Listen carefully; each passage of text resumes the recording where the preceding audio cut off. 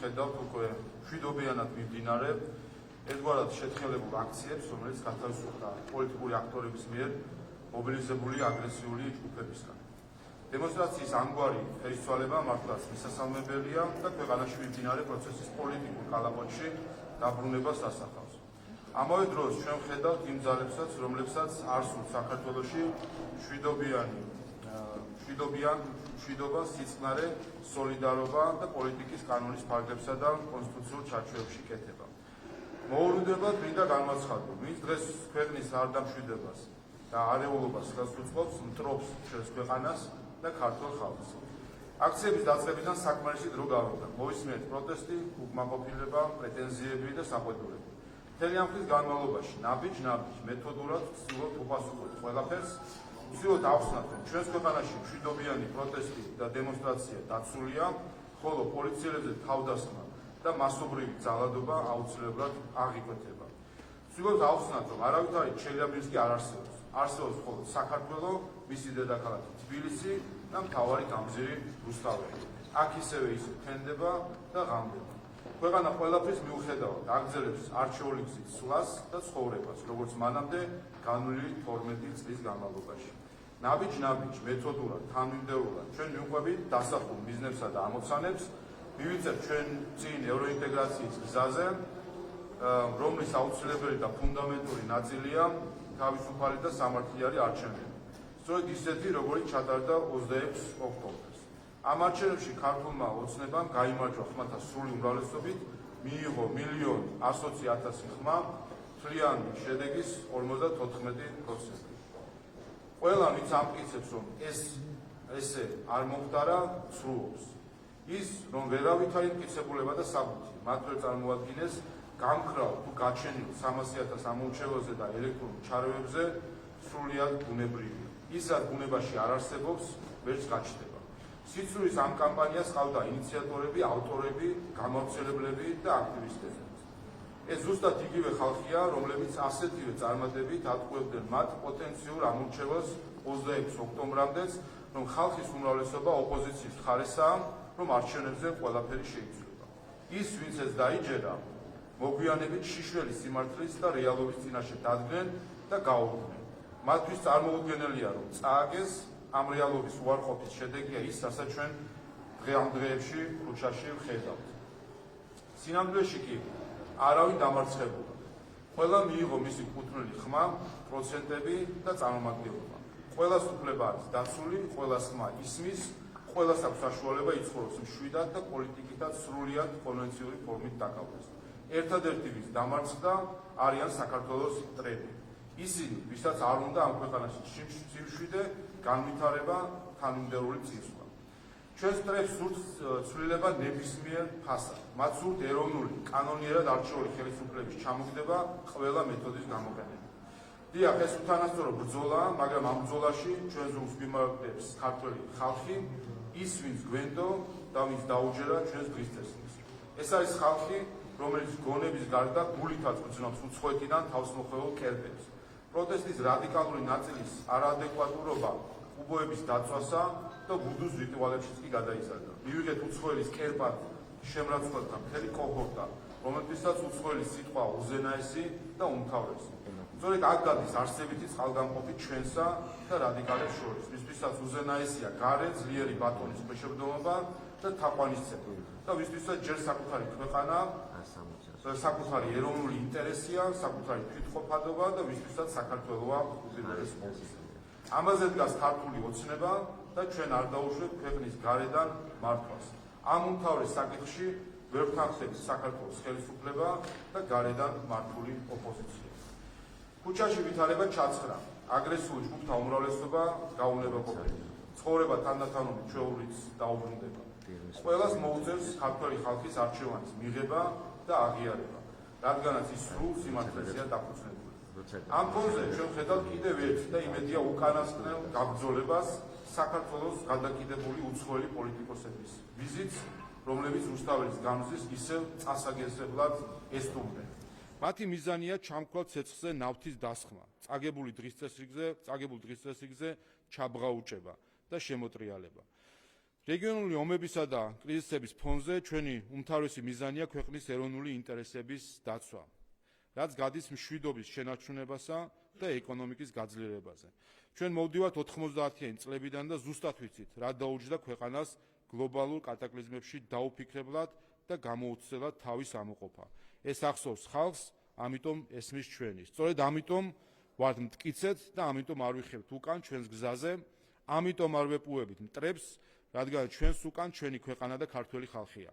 ერთადერთი გულისტკივილი, რასაც განვიცდი, არის იმ ხალხის პოზიცია, რომელიც შეიძლება კრიტიკულადაა განწყობილი, მაგრამ უყვარს თავის ქვეყანა და რთულად ესმის ის გზა, რომელსაც მიჰყვება ხალხის უმრავლესობის მიერ არჩეული ხელისუფლება.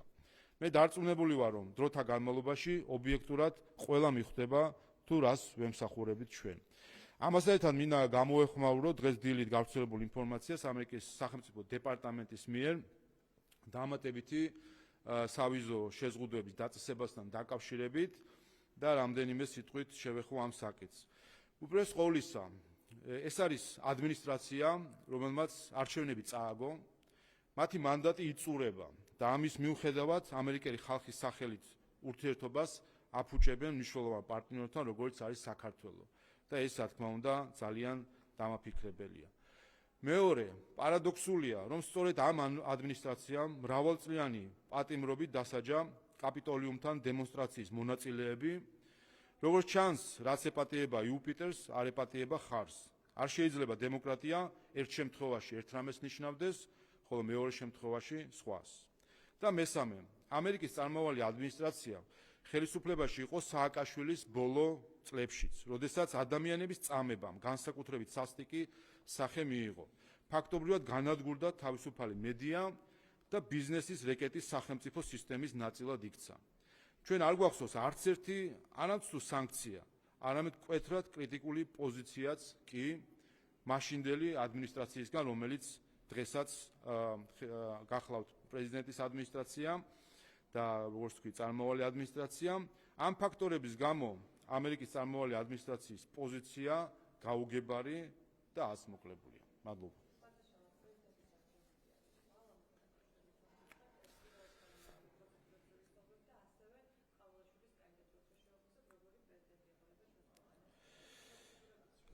კი ბატონო, რაც შეეხება ხვალიდელ არჩევნებს, ამაზეც მინდა რომ საზოგადოებას მოკლედ აუხსნა ტექნიკურად, ასე ვთქვათ, როგორ მიმდინარეობს.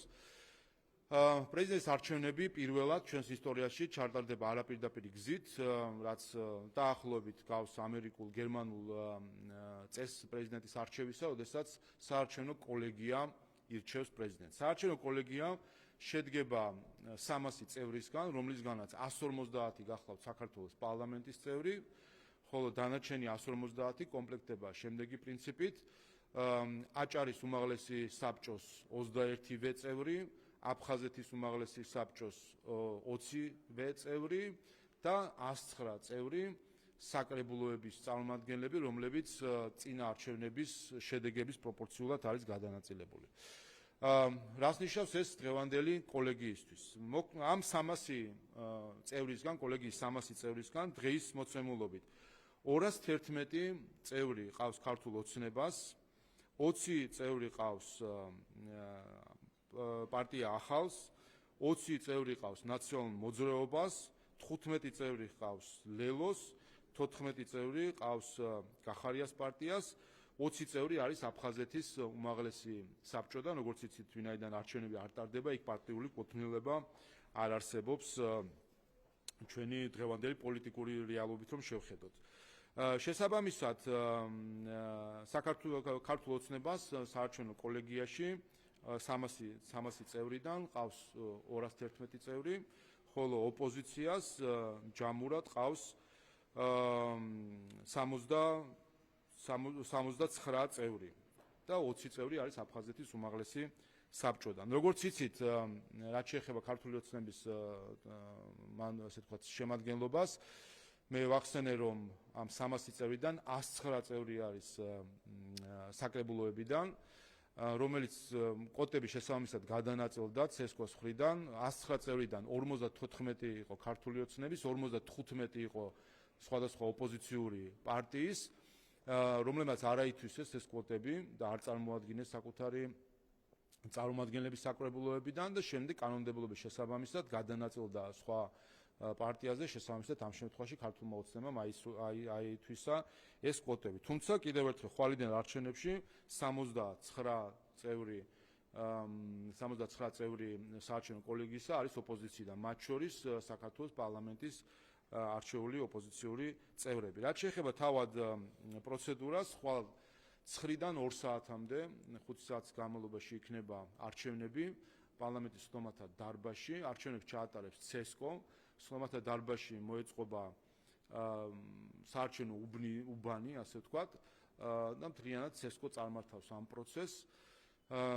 დელეგატები მისცემენ ხმას, კენჭისყრა გახლავთ ღია, ანუ არ არის ფარული და შესაბამისად ამ ხრივ ღია არის კენჭისყრა და სახელობითი.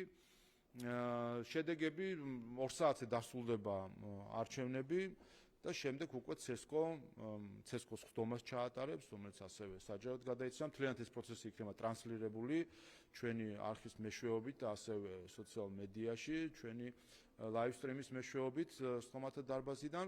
ცესკოს ხდომაზე დაითვლება შედეგები და გამოცხადდება უკვე საბოლოო შედეგი კოლეგიის წინაშე.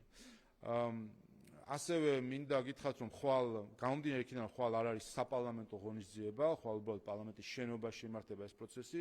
იქნება ასევე მედიისთვისაც სპეციალური რეჟიმი იმ ხრივ, რომ არის ინტერესი მათ შორის უცხოელი მედიის მხრიდან, რომ დაესწროს ამ ღონისძიებას, ამიტომ ხვალ იქნება სპეციალური აკრედიტაციით მედიის დაშვება, ამიტომ ყველა მედიას, ვისაც აქვს ინტერესი, რომ დააკვირდეს პროცესს, ვთხოვ, რომ საქართველოს პარლამენტის აპარატთან კონდეთ კომუნიკაცია ხვალისთვის სპეციალური საშვების მისაღებად, იმისთვის რომ გააშუქონ პრეზიდენტის არჩევის პროცესი. ანუ არ იმოქმედებს ამ შემთხვევაში წლიური აკრედიტაცია, არამედ იქნება სპეციალური აკრედიტაცია.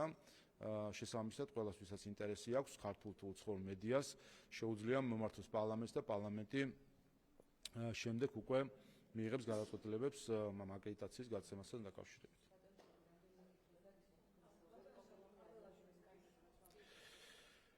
ხო, რაც შეეხება ჩვენს კანდიდატურას, ჩვენ თავიდან ვთქვით და ეს რეაქციებმაც, ოპოზიციის რეაქციებმაც აჩვენა, თუ რამდენად სწორი გადაწყვეტილება იყო მიხეილ ყაველაშვილის დასახელება ამ პოზიციაზე.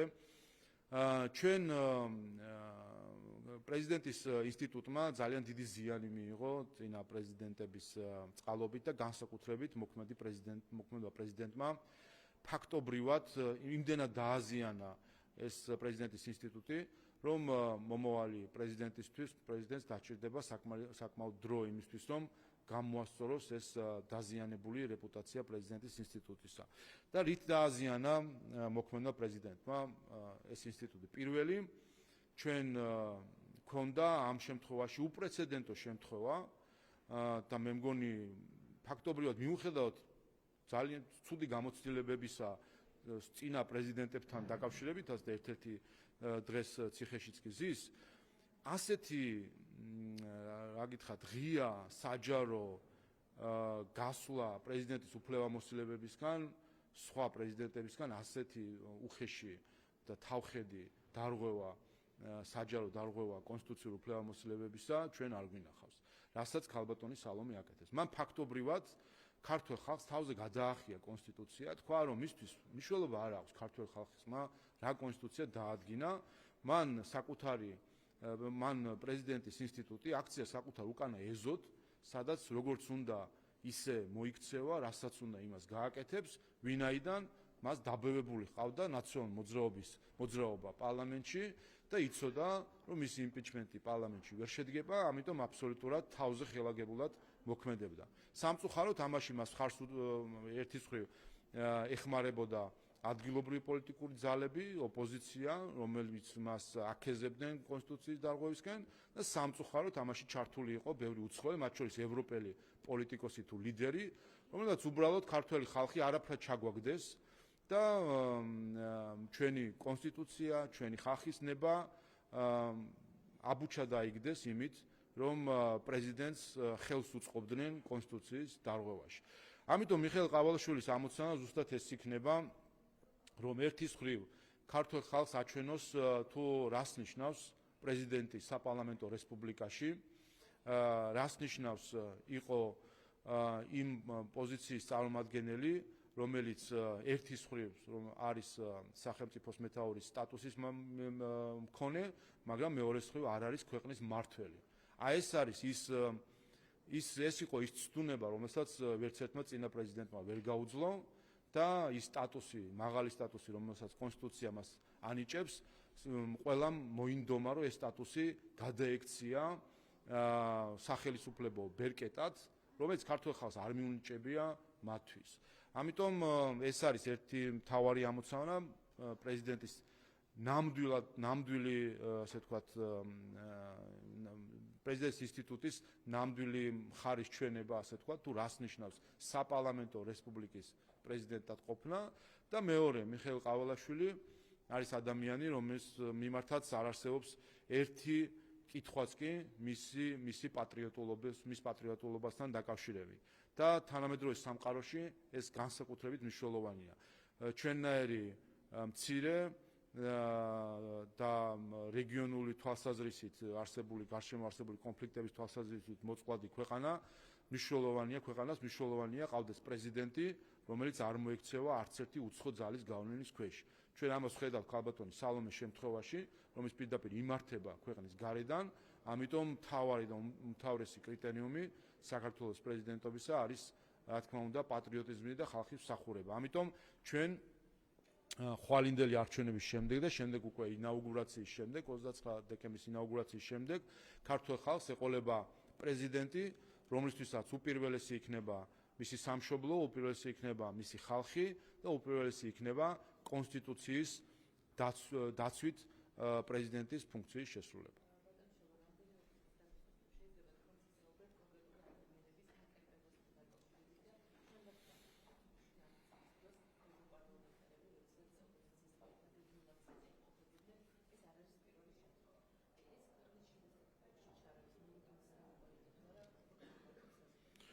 თავისთავად, რასაც ჩვენ ვხედავთ, განსაკუთრებით ამ მხრივ გამოირჩევიან რატომღაც ბალტიისპირეთის წარმომადგენლები, პოსტსაბჭოთა პოლიტიკოსები, რომლებიც ჩვენ გვეგონა, რომ იქნებოდნენ ადამიანები, რომელსაც ყველაზე მეტად გაუგებდა ქართულ ხალხს და აღმოჩნდა, რომ არიან პოლიტიკოსები, რომლებიც ყველაზე მეტად ერჩიან ქართულ ხალხს. არ ვიცი, რა დაუშავეთ თავის დროზე ამ ადამიანებს, რატო არიან ასე გადაკიდებული ჩვენს ქვეყანაზე, რატო უნდათ მისი დაზიანება განსაკუთრებით, მაგრამ ფაქტი სახეზეა, რომ გამოირჩევა განსაკუთრებით პოსტსაბჭოთა პოლიტიკოსები, მათ შორის ერთ-ერთი გუშინ მიხილეთ რუსთაველის გამზირზე, გორბაჩოვის თანამოაზრე პერესტროიკის დროინდელი პოლიტიკოსი, რომელიც რუსული აქცენტით აქ გველაპარაკება დემოკრატიაზე და ჭკუას ასწავლის ქართულ ხალხს. ადამიანი, რომელიც გახლავთ მიხეილ სააკაშვილის მფარველი და ის, რომელიც მთელი ბოლო პერიოდი არის იქითკენ მომართული, რომ მიხეილ სააკაშვილი რაიმენაირად დაიხსნას ციხიდან და გასაგებია რატომაც უნდათ მისი დახსნა. მიხეილ სააკაშვილი იყო ის ადამიანი, რომელიც ზუსტად მათი ინსტრუქციებით მოქმედებდა, მათი ინსტრუქციებით დამართა ამ ქვეყანას, რაც დამართა. და რა თქმა უნდა, მის მიმართ აქვთ ვალდებულება, რომ დაიხსნან იმ სამართლიანი სასჯელისგან, რომელსაც ის იხდის. ეს არის ადამიანი, ქალბატონ რასაც გულისხმობ, რომელმაც სულ ახლახან არჩევნების შემდეგ განაცხადა, რომ ის პრობლემები, რასაც ახლა ზოგიერთი ევროპელი უქმნის საქართველოს, ეს არის ქართული ხალხის ბრალი, იმ ხალხის ბრალი, რომელმაც ქართულ ოცნებას დაუჭირა მხარი. ამიტომ ამ ადამიანის თვალში ქართული ოცნების აღმოჩენა საერთოდ ამ ქვეყანიდან გასასახლებლები და გავასახლოთ და გაგვაქრონ. ასე რომ ასეთი ადამიანი, რომ ცდილობს, ასე ვთქვათ, ქვეყნის პოლიტიკაში ჩარევა, გასაგებია, რომ მას არანაირი კეთილი ზრახვა არ აქვს. მეორეს მხრივ, ეს სამარცხვინო სანახაობა, რასაც ჩვენ უკვე მერამდენჯერ ვხედავთ რუსთაველის გამზირზე, რასაც ოპოზიციამ ქართველი ერის დაკნინების რიტუალად აქცია, როდესაც უცხოელი არამკითხე მოამბეები მიმართ ყიჟინა, გაკერპება მიდის. ეს ამას არაფერი კავშირი სუვერენიტეტთან, ქართველობის შეგრძნებასთან არ აქვს საერთოდ. როდესაც მეხუთე ხარისხოვანი პოლიტიკოსები ჩამოყავთ, აყენებენ ტრიბუნასთან და მიდის მათი ასე ვთქვათ, კერპად აღიარება. ეს ასეთ სახის აქციები ყველანაირად კარგავენ შემდეგ კავშირს ქართულ სახელმწიფოსთან, ქართველ ერთან და აჩვენებენ საერთოდ ჯამში, რომ ამ ხალხს საერთოდ არ ესმით, რას ნიშნავს სუვერენიტეტი, რას ნიშნავს იყო დამოუკიდებელი ქვეყანა, რას ნიშნავს ის ბრძოლა, რომელიც რუსთაველის გამზირზე მიდიოდა 80-იანი წლების მიწურულს, როდესაც ჩვენი ხალხი იბრძოდა დამოუკიდებლობისათვის. აი ამ ყველაფრის უარყოფა არის, რაც ჩვენ გუშინ ვიხილეთ, როდესაც უცხოელები არიან წარმოჩენილი ამ ქვეყნის მმართველებად და ჩვენი ქვეყნის მომავლის განსაზღველებად.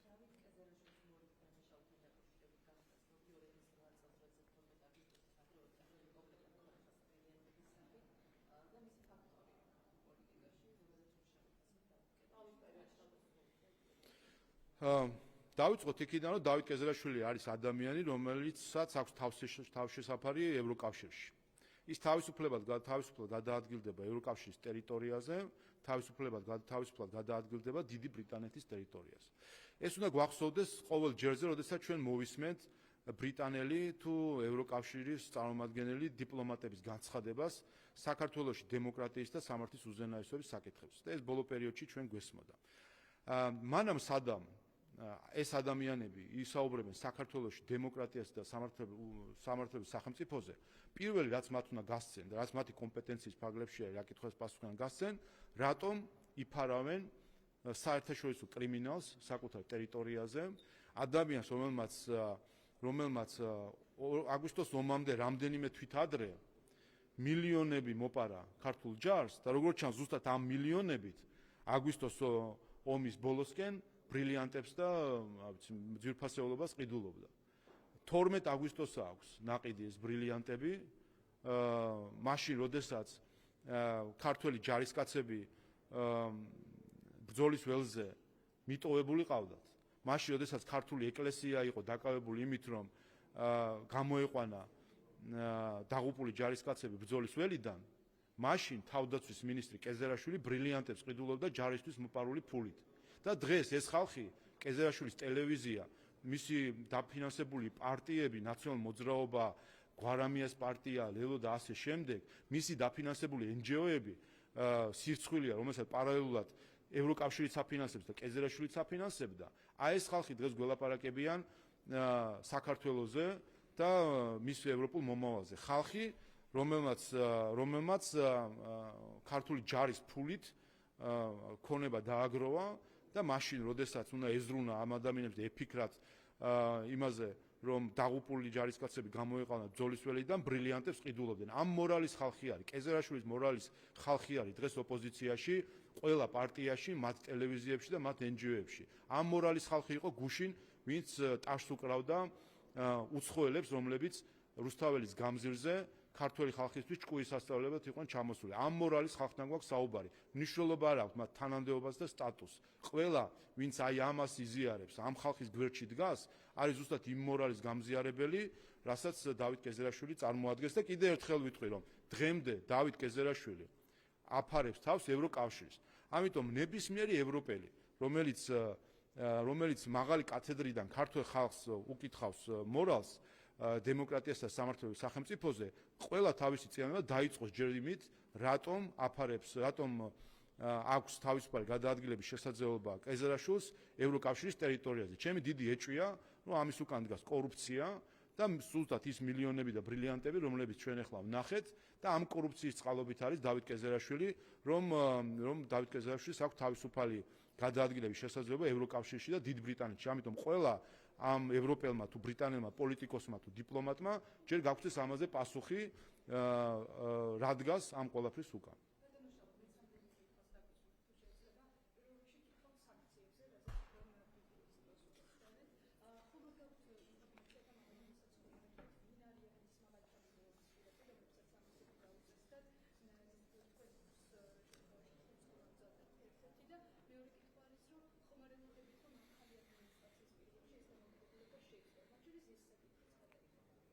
რაც შეეხება გვარსახელებს, არ ვიცი, ჩვენ რაოდენობები გვესმის, წინა ჯერზე ითქვა, რომ 3 დუჟინი იყო, ახლა ითქვა, რომ 20-მდე არის.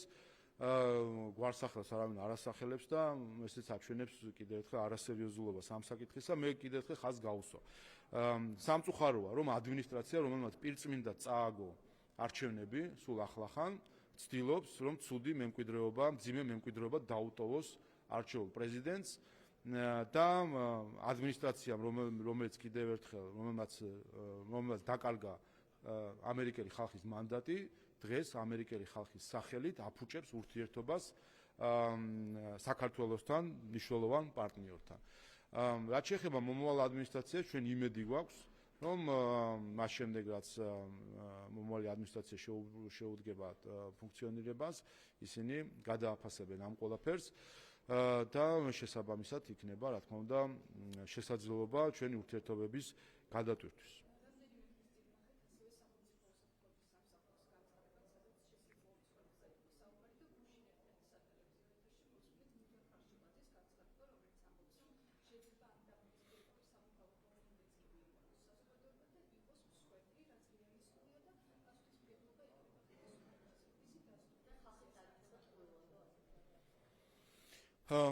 ეს არის მათი ოცნება. თქვენ გაიხსენეთ ეს პირველ შემთხვევა არ არის. 2021 წლის არჩევნების წინა პერიოდი გაიხსენეთ, ადგილობრივი თვითმმართველობის არჩევნები. კეზერაშვილის ტელევიზია იყო ზუსტად ფლაგმანი იმისა, რომ მაშინ შაქარაშვილის და ბაჩალეიშვილის საქმე. გახსოვთ, როგორ იყენებდნენ ამ საქმეს იმისთვის, რომ რაღაც ზუსტად ესეთი მსხვერპლის სცენები დაედგათ და საარჩევნო შედეგი მიიღო. იმასაც შეგახსენებთ, რომ მთავარი ჟურნალისტი მაშინ ამბობდა, მაშინ ასე ვთქვათ, აკრიტიკებდა შაქარიშვილის შემთხვევაში მის ოჯახს და ამბობდა, რომ ოჯახის წინააღმდეგობის მიუხედავად ჩვენ გამოვიძიებთ ამ საქმესო.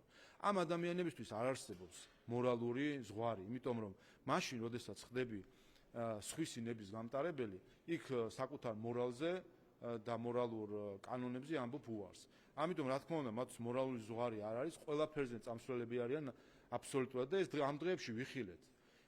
ვიხილეთ ის, რომ პირდაპირ ცეცხლი გაუხსნეს პოლიციას ასაფეთქებლებით და ამას პირდაპირ ეთერში კომენტირებდა გვარამიას და კეზერაშვილის ჟურნალისტები, რომ ეს იყო თითქოს რაღაც უნებელი ანცობა, როდესაც ასაფეთქებელს ესვრი პოლიციელს. და ნახეთ ჩვენ რა დაზიანებები მიიღო პოლიციამ, 150-ზე მეტი პოლიციელი არის დაშავებული.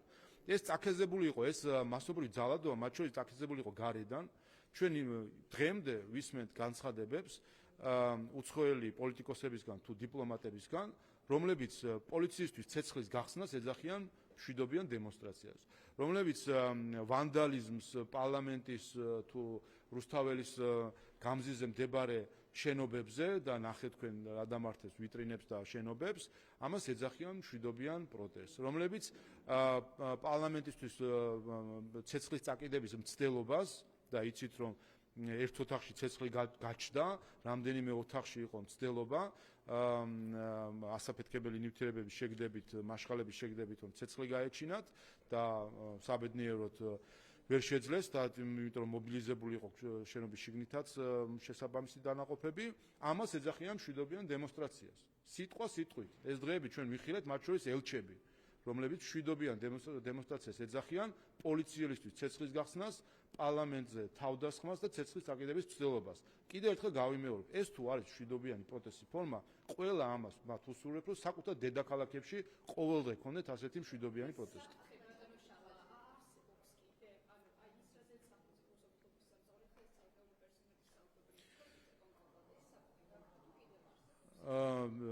დიახ, ჩვენ შევხედეთ, რომ მინავლებული არის ეს აქციები, ამიტომაც ჩამოვიდნენ გუშინ ქალბატონი რასა იუკნევიჩიანი, საქართველოს სახელმწიფოზე გადამტერებული ადამიანი, იმისთვის რომ ეს მინავლებული ასე ვთქვათ აქციები რაიმენაირად გამოეცოცხლებინა.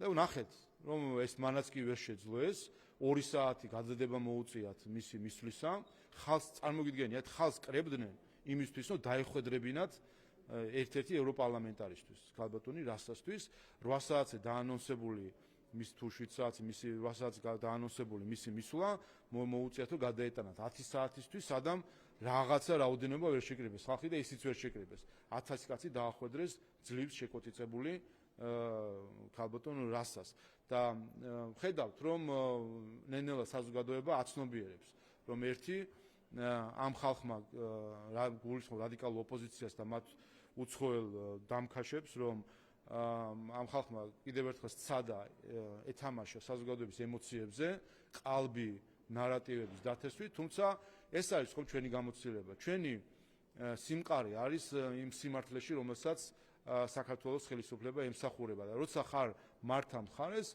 შეიძლება რამდენიმე დღით დააბნიო საზოგადოება და ემოციებზე ათამაშო თუმცა საბოლოო ჯამში სიმართლე გასაგები ხდება ყველასთვის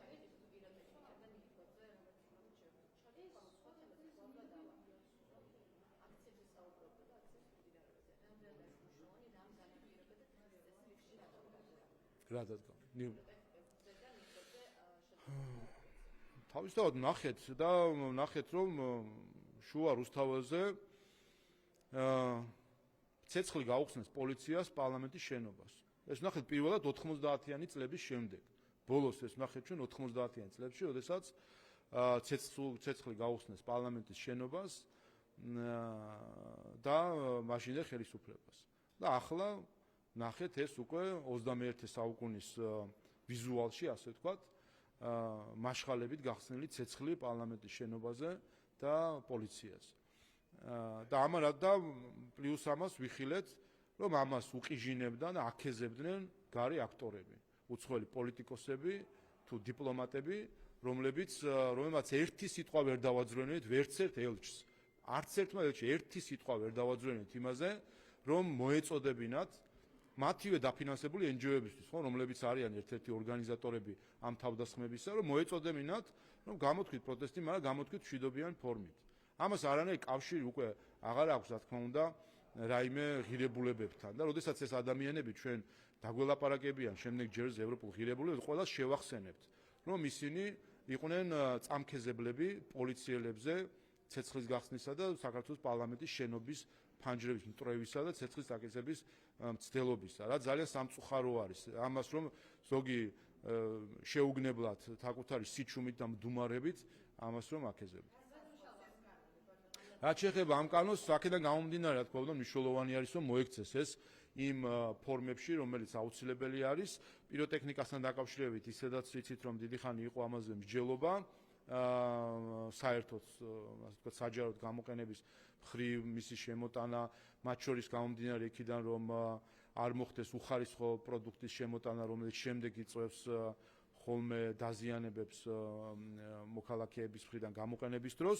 ამიტომ ამის რეგულაცია იდგა დიდი ხანია დღის წესრიგში, დღეს კი განსაკუთრებით მწვავე გახდა იმ მხრივ, რომ ჩვენ პირდაპირ ვნახეთ, რომ უცხოელების წაქეზებით პოლიციელებზე მაშხალების სროლა აღმოჩნდა პროტესტის მშვიდობიანი გამოხატვის ფორმა, რაც არის აი თვალში ნაცავს გვაყრიან პირდაპირ ყველა, ვინც ამას მშვიდობიან დემონსტრაციას ეძახის, უბრალოდ ქართულ ხალხს გვეუბნება, რომ ჩვენ ვართ შტერები, რასაც ვხედავთ სინამდვილეში ამას არ ვხედავთ და სინამდვილეში სხვა რამე ხდება, სინამდვილეში ახალი წლის წინა პერიოდის, ასე ვთქვათ, ტესტირება ხდება მაშხალების და რა თქმა უნდა, ამ მავნებლობას საკანონმდებლო პასუხი სჭირდება მაშხალებთან დაკავშირებით და ასევე ნიღბებთან დაკავშირებით.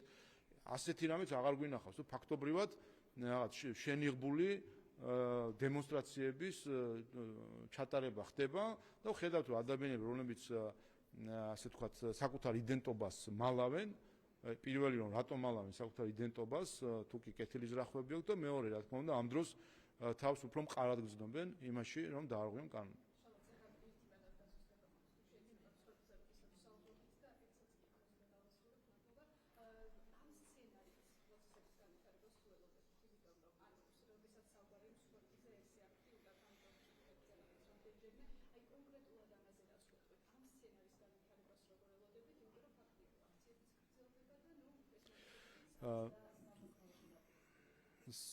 სახელმწიფო უსაფრთხოების სამსახურმა იმიტომაც გააკეთა საჯაროდ ეს განცხადება, რომ ბევრ რამეს აკვირდება და ხედავს და დაკვირვების ქვეშ ყავს მათ შორის ჯგუფები, რომლებსაც ასეთი აზრები უტრიალებს.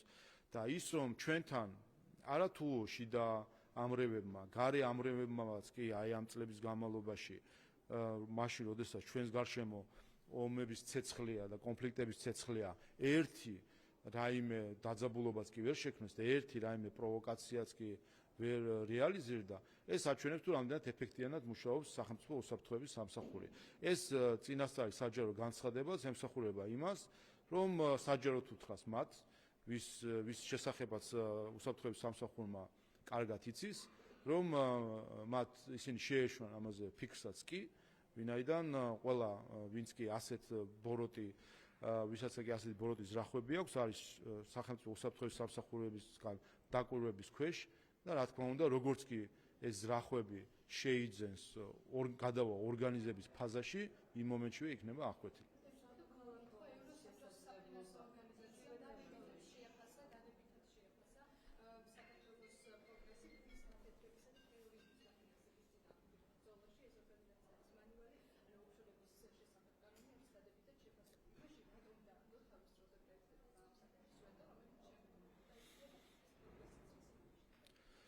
აქ პრეზიდენტის ვეტო ნაკლებად მნიშვნელოვანი და პრობლემურია, ეს ვეტო დავძლიათ. უფრო პრობლემური არის, რომ ჩვენ კრიტიკულ განცხადებებს ვისმენთ ევროკავშირის წარმომადგენლების მხრიდან. მათ შორის ევროკომისიის ბოლო ანგარიში ოფშორებთან დაკავშირებული, ეგრეთ წოდებული ოფშორებთან დაკავშირებული კანონი იქნა გაკრიტიკებული და საჯაროდაც გვეცხოვნა მოწოდებები, ისევე როგორც გამჭვირვალობის კანონზე და ოჯახური ღირებულებების კანონზე, რომ ეს კანონი გაუქმებულიყო. იმ მოტივით, თითქოს ეს ეწინააღმდეგება რაღაც სტანდარტებს. აი დღეს მანიუალმა, რომელიც არის ამ საკითხებში უმაღლესი ავტორიტეტი, თქვა, რომ ის არის სრულ შესაბამისობაში ყველანაირ სტანდარტთან. ისმის კითხვა, ეს არის ევროკავშირის არაკომპეტენტურობის ბრალი, თუ ეს არის საქართველოს წინააღმდეგ ცრუ ნარატივების დანერგვის სურვილის ბრალი. ამიტომ მე მოველი განმარტებას ევროკავშირის წარმომადგენლობისგან, რასთან ჰქონდა საქმე, რატომ იყო საქართველოს ხელისუფლება თავდასხმის ობიექტი, რატომ უმყარებდნენ რადიკალურ ოპოზიციას და მათთან დაკავშირებულ NGO-ებს, იმის აძლევდნენ ასე ვთქვათ დამატებით ცრუ არგუმენტებს, რომ საქართველოს ხელისუფლების წინააღმდეგ ასე ვთქვათ რაღაც უკმაყოფილების ტალღა აეგორებდა. რატო არ წმუნებდნენ საქართველოს პრეზიდენტს, რომ ეს კანონი არ შეესაბამება სტანდარტებს. რასთან ჰქონდა საქმე? არის ეს არაკომპეტენტურობა, რომელიც არ არის ხანდახან ხდება ხოლმე ევროკავშირის მხრიდან, ხედავთ ამ არაკომპეტენტურობასაც, თუ ეს არის ზოგიერთი ბიუროკრატის მხრიდან ცრუ ნარატივის დამკვიდრების მცდელობა. ამ ყველაფრის განმარტების შემდეგ ცუდი არ იქნებოდა, რომ ბოდიშიც მოეხადათ ერთხელ მაინც საქართველოს ხელისუფლებისთვის ძალიან ბევრი საბოდიშო დაუგროვდა სამწუხაროდ ბევრ ევროპელ ბიუროკრატს საქართველოს და ქართული ხალხის მიმართ და ამ ერთხელ მაინც მოგვიხადონ ბოდიში, რომ ტყუილად გვაბრალებდნენ თითქოს საქართველოს ხელისუფლება რაღაც კანონებს იღებს, რომელიც არ შეესაბამება საერთაშორისო სტანდარტებს.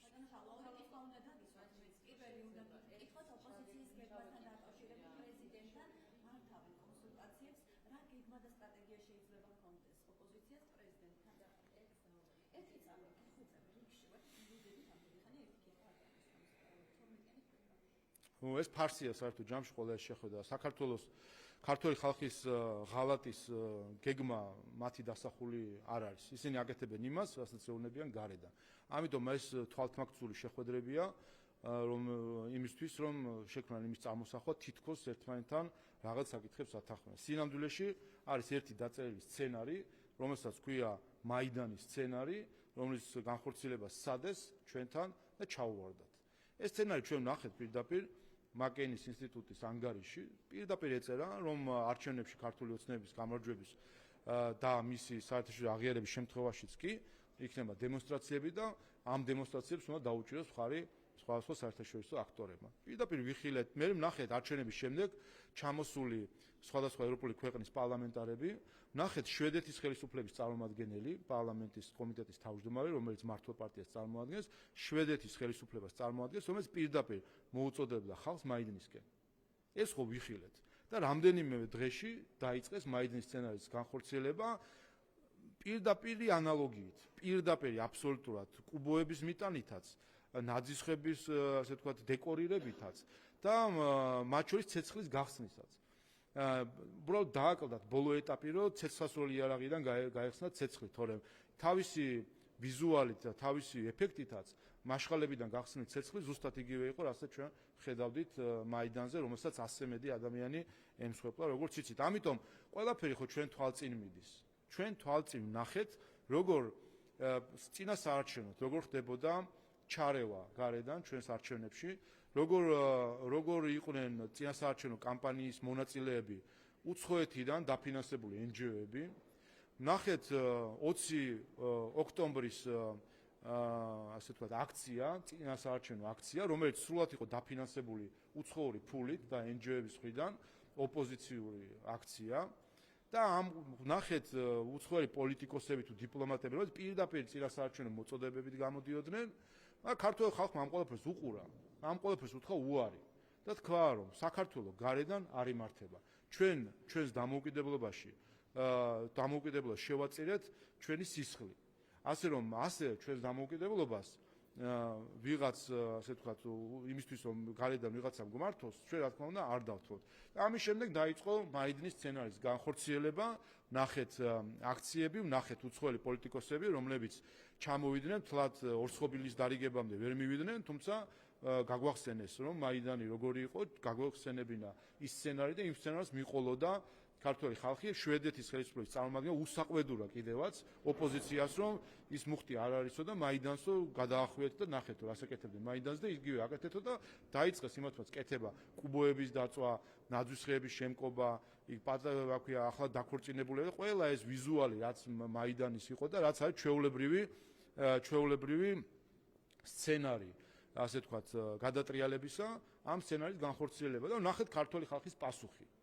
ქართველი ხალხის პასუხი არის ის, რომ გუშინ ასე ვთქვათ ანგარიშის ჩასაბარებლად ჩამოსული ევროპარლამენტარებს დახვდა 1000 ადამიანი რუსთაველის გამზირზე. ეს არის 3.700.000-იანი საქართველოს პასუხი მათ მიმართ, ვისაც საქართველოში უნდა ძალადობით ხელისუფლების შეცვლა.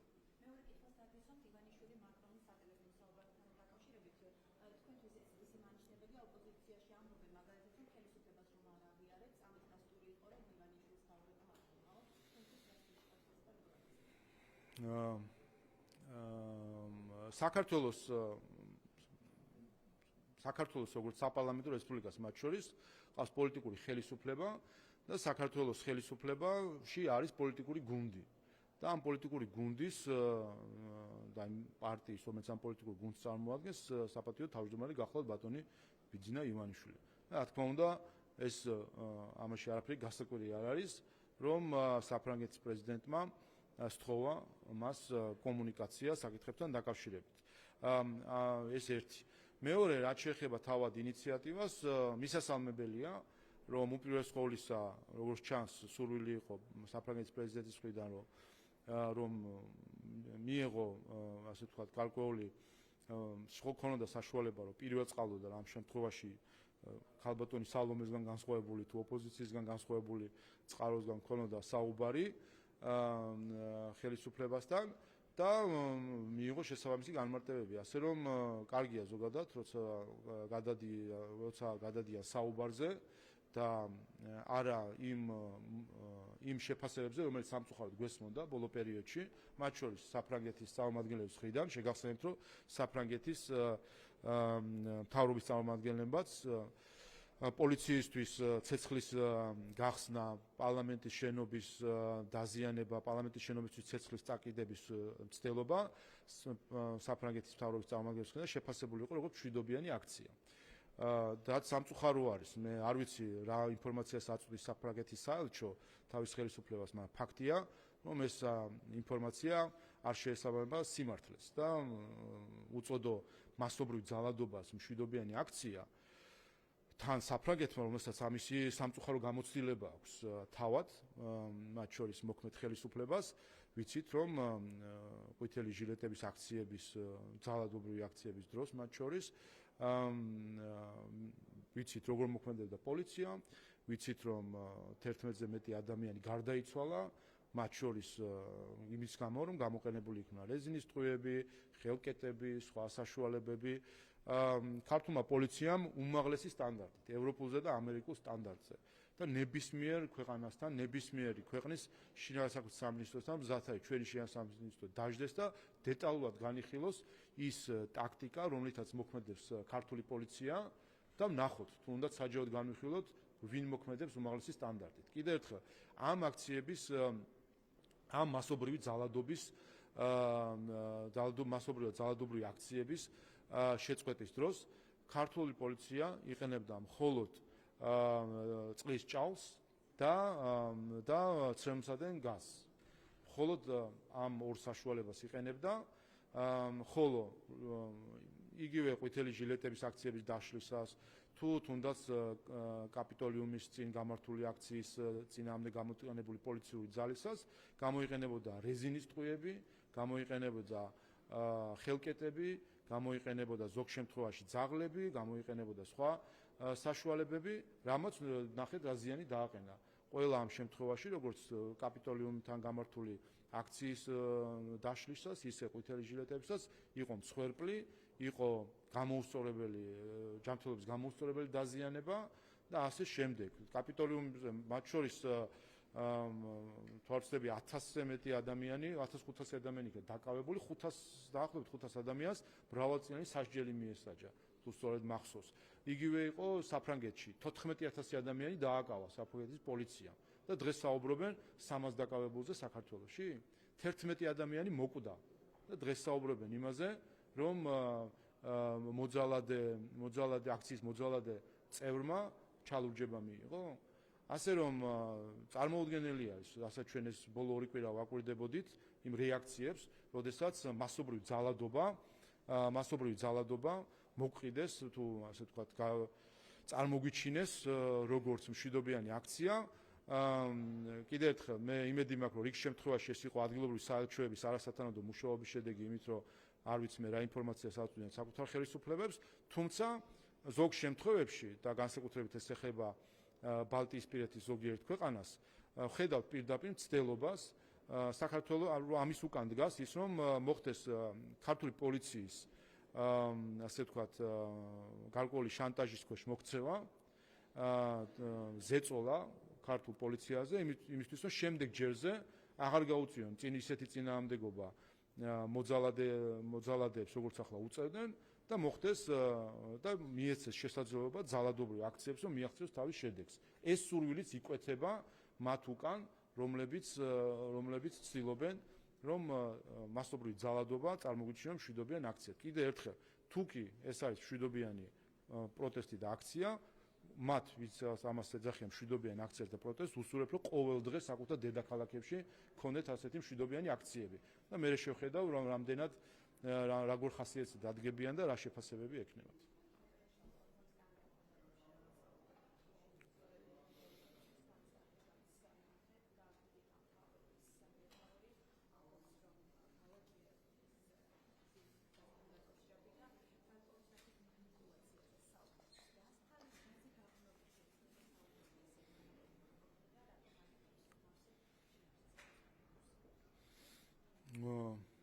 ვერ გეტყვით ახლა უბრალოდ ერთი რამე არის მნიშვნელოვანი, რომ ყველამ აღიაროს ქართველი ხალხის ნება. ჩვენ საბოლოო ჯამში ამ ყველაფერი, ასე ვთქვათ, დაილექა, ყველა ტყუილმართალი გაირკვა და აღმოჩნდით ერთ-ერთი საკითხის წინაშე. არის თუ არა მზად ზოგიერთი ევროპელი პოლიტიკოსი თუ ლიდერი, რომ აღიაროს დემოკრატია. ჩვენ მთავარი გამოწვევა რაც არის, რომ როგორც ჩანს, არის წარმოდგენა, რომ დემოკრატია არის ის ფორმა, რომელიც მისაღები არის საკუთარ ქვეყანაში, ხოლო სხვა ქვეყანაში ვიღაცებს სურს რომ კონდეთ მართული დემოკრატია, როდესაც ხელისუფლებაში იქნებიან არა ის ძალები, რომლებსაც ხალხი უჭერს ხარს, არამედ ის ძალები, რომლებიც ეწერებიან ამა თუ იმ უცხოური პოლიტიკური ძალის პოლიტიკურ დღის წესრიგში. ამას ვხედავთ ჩვენ და ეს არის საგანგაშო ტენდენცია, რომელიც მათ შორის ევროპაში იკვეთება.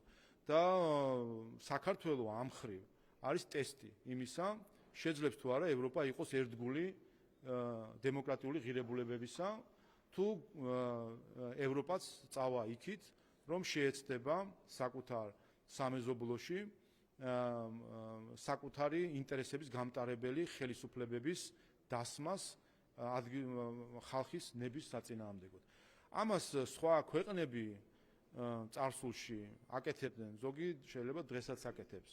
ევროპას ჩვენ სხვანაირს ვიცნობთ და სხვანაირი ევროპისკენ მივდივართ, არა იმ ევროპისკენ, რომელიც ცდილობს სხვა ქვეყანაში ხალხის ძალის საწინააღმდეგოდ ხელისუფლების ცვლილებას, ეგრეთ წოდებულ režim change, ანუ რეჟიმის ცვლილებას და აი ამ და აქედან გამომდინარე საქართველოს მაგალითი არის ტესტი და გამოცდა ევროპისთვის დარჩება ის ერთგული საკუთარი გაცხადებული ღირებულებებისა თუ წავა იმ მიმართულებით რომ პატივი არსებობს დემოკრატიას და სხვა ქვეყნებში ჩაერიოს სხვა ქვეყნების ხალხის არჩევანში.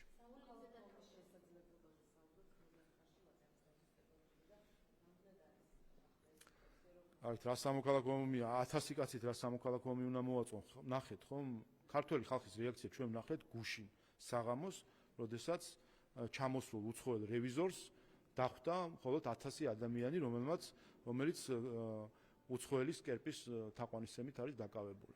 ამას უთხრა უარი 26 ოქტომბერს. საარჩევნო კამპანიის შინაარსი ხომ ეს იყო. ამაზე არ ვსაუბრობდით რომ ჩვენ გვყავს რადიკალთა ჯგუფი რომელსაც დაკარგულია კავშირი ქართულთან, საქართველოსთან, საკუთარ ქვეყნის ინტერესებთან. არც კი საუბრობ, ეს სიტყვათა წყობაც კი აღარ აქვს საკუთარ საუბარში. ჩვენი ეროვნული ინტერესი, დაფიქრდით, როდის ახსენეს ბოლოს ეროვნული ინტერესი. იმიტომ მათთვის ეროვნული ინტერესი არ არსებობს. არსებობს ევროკავშირის ინტერესი, ან ევროკავშირის რომელიღაცა ქვეყნის ლიეტუვის ინტერესი.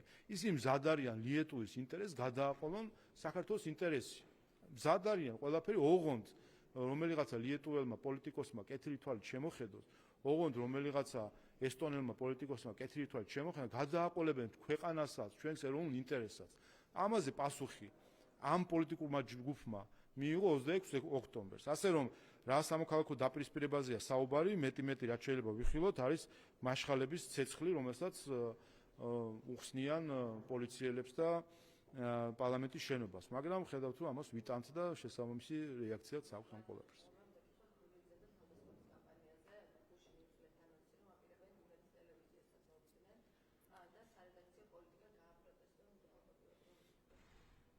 დარწმუნებული ვარ რომ ამასაც რომელიღაცა ევროპელი ელჩი შეაფასებს როგორც მშვიდობიან აქტს, იმიტომ რომ ამ შემთხვევაში ეს არ ეხება კეზერაშვილის ტელევიზიას. ალბათ თქვენ წარმოიდგინეთ კეზერაშვილის ტელევიზიასთან ვინმე რამე გააპროტესტოს.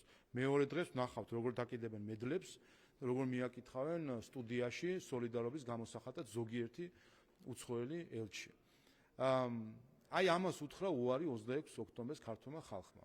ქართულმა ხალხმა უთხრა უარი იმ უცხოელებს, რომლებიც კეზერაშვილს გვაწვდიან როგორც მედია მენეჯერს და გვარამიას გვაწვდიან როგორც მედია მენეჯერს, ხომ? გვარამიაზე შეგახსენებთ. აი ახლა ნახეთ რომ მისი პარტნიორი ბრალსდებს თაღლითობაში მას და კიდე მეორე ადამიანს, ხომ? ხო პირდაპირ თაღლითობაში დებს და როგორც ჩანს აქვს ამისი მტკიცებულებები, იმიტომ რომ დიდი წინააღმდეგობა არ გვესმის. აი ასეთი თაღლითობის გამო იყო გასამართლებული ნიკა გვარამია და იჯდა ციხეში. თავი გაიგიჟეს იმ ევროპარლამენტარებმა და ზოგიერთმა ელჩმა თუ ასე შემდეგ, მანამ სადამ არ გამოიყვანეს ნიკა გვარამია გარეთ. თავი გაიგიჟეს, მათ შორის კანდიდატის სტატუსთან დაკავშირებით ერთ-ერთი ესეც იყო. ასე თქვა წინაპირობები მაშინ რატომაც არ მოგწეს კანდიდატის სტატუსი, რომ ნიკა გვარამია უნდა დაეხსნათ ციხიდან. და ნახეთ შემდეგ რომ მან მიმართა სტრასბურგის სასამართლო და სტრასბურგის სასამართლომ უკან გადმოუგდო მისი საჩივარი, იმდენად არაადეკვატური იყო ეს საჩივარი. აი ეს კრიმინალი პირდაპირ ციხიდან გამოიყვანეს იმისთვის რომ შემდეგ აქ რევოლუციები მოეწყო. ასეთ სამწუხარო არის რომ ასეთ რაღაცებს ხედავთ მათ შორის ევროპელებისგან, ევროპელი პოლიტიკოსების მხრიდან. ამიტომ კიდევ ერთხელ ეს არის ნაწილი იმ ლიბერალური ფაშიზმისა, რომელიც საქართველოში გარედან იქნა იმპლანტირებული. ეს არის 21 საუკუნის ბოლშევიზმი. 100 წლის წინ ზუსტად ასე ქვეყნის გარედან ჩვენს ქვეყანაში ჩაგვინერგეს და იმპლანტირება მოახდინეს ბოლშევიზმისა. რომელიც ებრძოდა ეკლესიას, რომელიც ებრძოდა თავისუფალ ადამიანებს, რომლებიც ებრძოდა ყველაფერს, რაც ეროვნულ ინტერესთან იყო დაკავშირებული. და 100 წლის თავზე ვხედავთ უკვე 21 საუკუნის ბოლშევიზმს, რომელიც ლიბერალური ფაშიზმის სახე მიიღო, ასევე უცხოეთიდან იმპლანტირებულს, რომელიც ასევე ებრძვის ეკლესიას, ასევე ებრძვის თავისუფალ ადამიანებს, ასევე ებრძვის ყველაფერს, რაც საქართველოს ინტერესთან არის დაკავშირებული.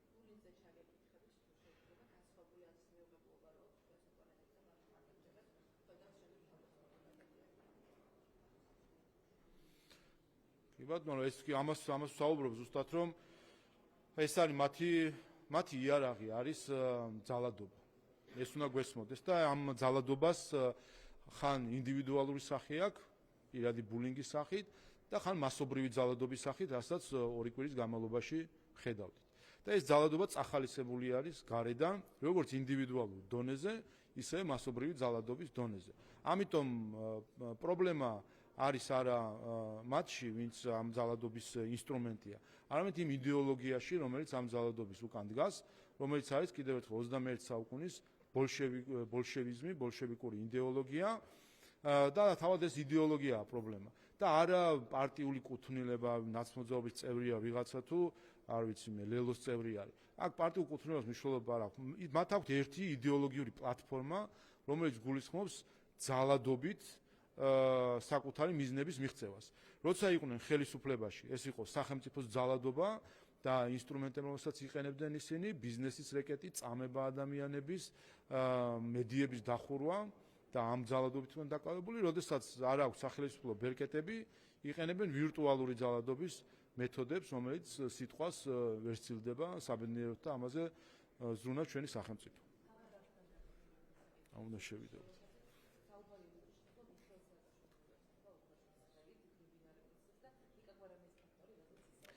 ოპოზიციაში ყველა ურევს და ასეთი არეულები რო არიან, იმიტომაც არიან, სადაც არიან და ქართულმა ხალხმა ისინი მათ არაერთხელ მიუჩინა მათი ადგილი ქართულ პოლიტიკურ ლანდშაფტში. ასე რომ არეულები არიან, აბა რა, სხვის ჭკუაზე რო ივლი, უცხო ქვეყნის დაკვეთით, უცხო ძალების დაკვეთით, რომ იმუშავებ ადამიანი და საკუთარ ქვეყანას, ერს და ხალხს მოუღალატებ, არეული იქნები, აბა რა იქნები. არ ვიცი, შვიდად როგორ შეიძლება ეძინოს ადამიანს, რომელიმაც იცის ყოველ დღე, რომ ის ღალატობს საკუთარ ხალხს. მადლობა.